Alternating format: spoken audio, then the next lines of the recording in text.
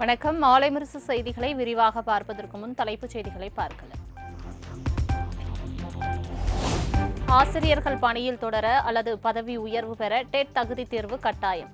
ஓய்வு பெற 5 ஆண்டுகள் மட்டுமே உள்ள ஆசிரியர்கள் மட்டும் தகுதி தேர்வு எழுத வேண்டிய கட்டாயமில்லை எனவும் உச்சநீதிமன்றம் அதிரடி தீர்ப்பு.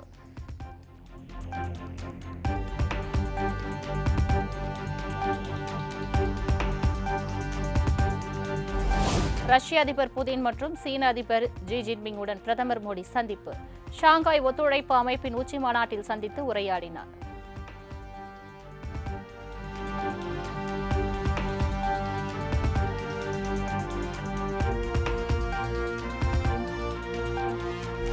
ரஷ்ய அதிபர் புதினை சந்திப்பது எப்போதும் மகிழ்ச்சியான ஒன்று. புதின், ஜி ஜின்பிங் ஆகியோருடன் கருத்துக்களை பரிமாறிக்கொண்டதாக பிரதமர் மோடி எக்ஸ் தளத்தில் பதிவு.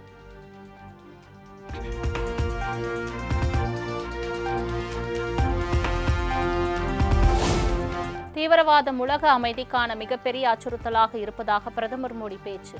எந்த வடிவிலும் தீவிரவாதத்தை ஒருபோதும் அனுமதிக்க முடியாது எனவும் திட்டவட்டம்.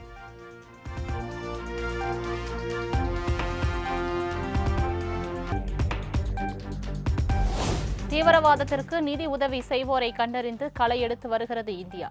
பாதுகாப்பு ஒருங்கிணைப்பு போன்றவற்றிற்கு ஒத்துழைப்பு நல்க வேண்டும் என பிரதமர் மோடி வேண்டுகோள்.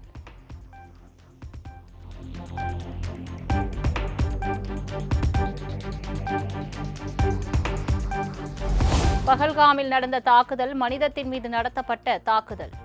சீனாவில் நடைபெறும் ஷாங்காய் ஒத்துழைப்பு உச்சி மாநாட்டில் பிரதமர் மோடி பேச்சு.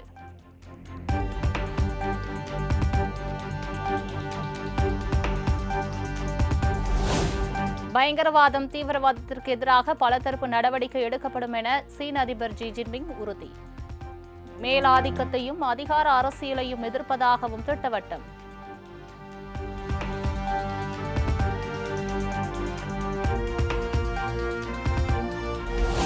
சீனாவில் பிரதமர் மோடியும் ரஷ்ய அதிபர் புதினும் ஒரே காரில் பயணம். அமெரிக்காவின் நெருக்கடிக்கு பதிலடி கொடுப்பது தொடர்பாக ஆலோசனை.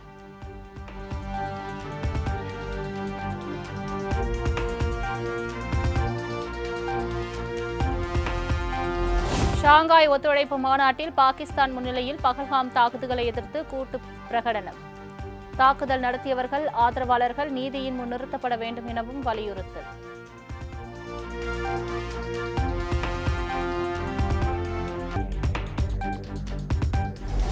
உங்கள் சகோதரன்தான் முதலமைச்சராக இருக்கிறான் என்ற உரிமையோடும் நம்பிக்கையோடும் தமிழகத்தில் வந்து முதலீடு செய்யுங்கள். முதலீட்டாளர்களை அழைத்து வாருங்கள் எனவும் ஜெர்மனி வாழ் தமிழர்களுக்கு முதலமைச்சர் மு.க. ஸ்டாலின் வேண்டுகோள். செஞ்ச உதவிகளை தொடர்ந்து உங்க தாய் மண்ணுக்கு நீங்க செய்யணும். செய்வீங்க, செஞ்சுக்கிட்டு இருக்கிறீங்க. நீங்க சின்னதா பிசினஸ் செஞ்சுக்கிட்டு இருந்தாலும் உங்க தொழிலை தமிழ்நாட்டிலேருந்து தொடங்க முயற்சி பண்ண வேண்டும்.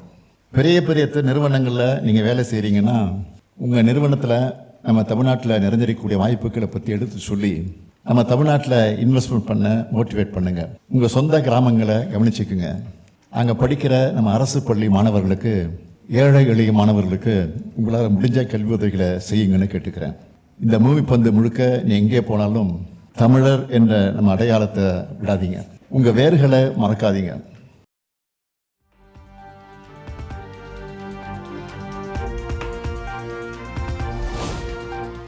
திமுக ஆட்சி அமைந்த பிறகு தமிழ்நாடு எல்லாவற்றிலும் முன்னேறியுள்ளது.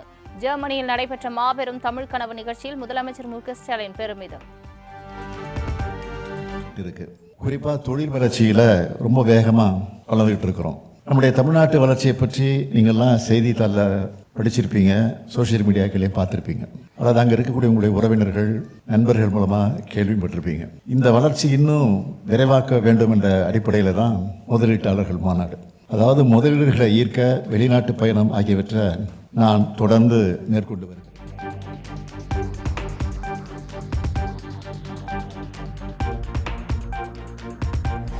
ஸ்ரீரங்கம் அரங்கநாதர் கோவிலில் குடியரசுத் தலைவர் திரௌபதி முர்மு நாளை சாமி தரிசனம். குடியரசுத் தலைவர் வருகையொட்டி திருச்சியில் ட்ரோன்கள் பறக்க தடை விதிக்கப்பட்டுள்ள நிலையில் பாதுகாப்பு பணிகள் தீவிரம்.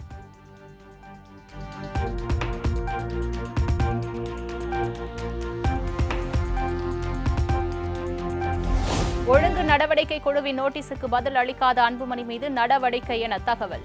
2 முறை நோட்டீஸ் அனுப்பப்பட்டும் அன்புமணி தரப்பில் எந்த விளக்கமும் அளிக்கப்படாத நிலையில் நடவடிக்கை.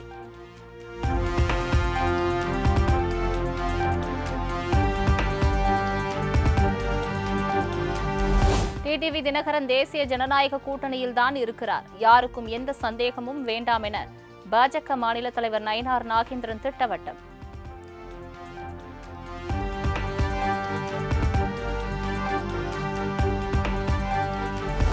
சென்னையில் ஆபரண தங்கத்தின் விலை சவரனுக்கு 680 ரூபாய் உயர்வு.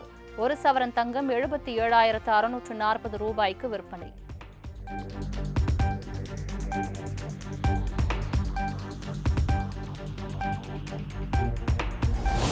விதிமீறல் கட்டிடங்கள் தொடர்பான உத்தரவுகளை பின்பற்றுவதில் கவனமாக இருக்க வேண்டும் என மாநகராட்சி அதிகாரிகளுக்கு சென்னை உயர்நீதிமன்றம் எச்சரிக்கை. வழக்கில் நேரில் ஆஜராகி நிபந்தனையற்ற மன்னிப்பு கோரிய மாநகராட்சி அதிகாரிகள்.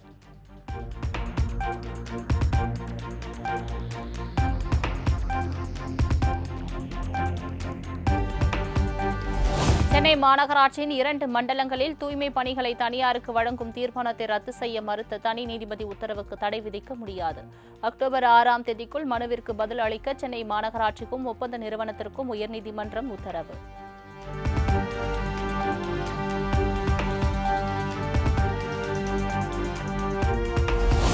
மதுரை மாநகராட்சியில் பல கோடி ரூபாய் வரி முறைகேடு செய்த விவகாரம். மேயரின் கணவர் பொன் வசந்த் உட்பட 17 பேர் கைது செய்யப்பட்ட நிலையில் மேலும் 2 கைது.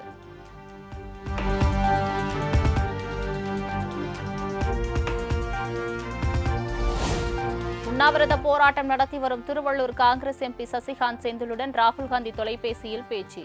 மாணவர்களின் கல்வி நலனுக்காக உண்ணாவிரத போராட்டம் நடத்தி வருவது வரவேற்கத்தக்கது எனவும் பாராட்டு.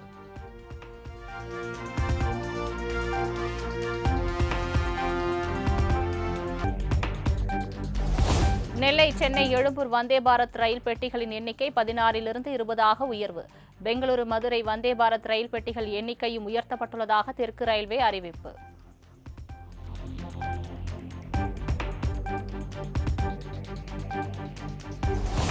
கிருஷ்ணகிரி அருகே தேசிய நெடுஞ்சாலையில் மேம்பால தடுப்பு சுவர் மீது சரக்கு லாரி மோதி விபத்து.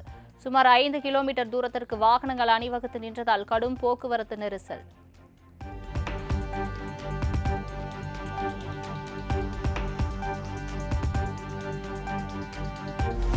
பழனியில் பட்டப்பகலில் பள்ளிக்கு நடந்து சென்ற சிறுவனை கடத்த முயன்ற வடமாநில நபர் தர்ம அடி கொடுத்து காவல்துறையினரிடம் ஒப்படைத்த பொதுமக்கள்.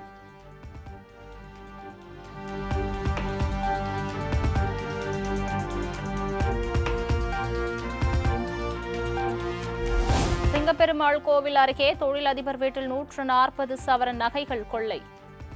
வீடு புகுந்து கொள்ளை சம்பவத்தில் ஈடுபட்ட மர்ம நபர்களுக்கு போலீசார் வலைவீச்சு.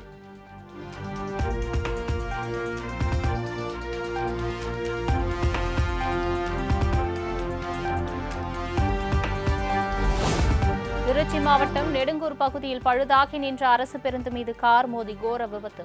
1.5 வயது பெண் குழந்தை, தாய் உட்பட 3 பரிதாபமாக உயிரிழப்பு.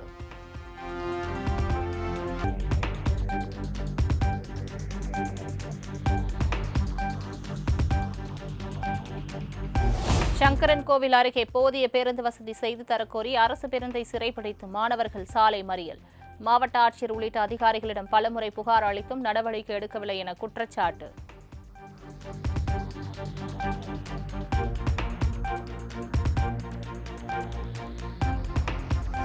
கொடைக்கானலில் குணா குகை, தூண்பாறை உள்ளிட்ட 4 சுற்றுலா தலங்களுக்கு செல்ல இன்று முதல் ஒரே கட்டணம். தனித்தனியாக கட்டணம் வசூலிக்கப்பட்டு வந்த நிலையில் வனத்துறை புதிய அறிவிப்பு.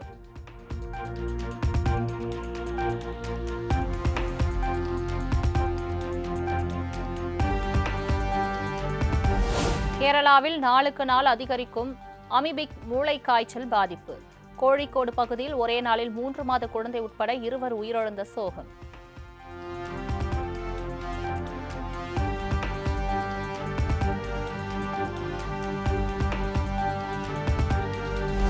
ஆப்கானிஸ்தானில் ஏற்பட்ட சக்தி வாய்ந்த நிலநடுக்கத்தில் உயிரிழந்தோர் எண்ணிக்கை 600ஆக உயர்வு. 1000க்கும் மேற்பட்டோர் படுகாயமடைந்துள்ள நிலையில் பலி எண்ணிக்கை மேலும் அதிகரிக்கக்கூடும் என அச்சம்.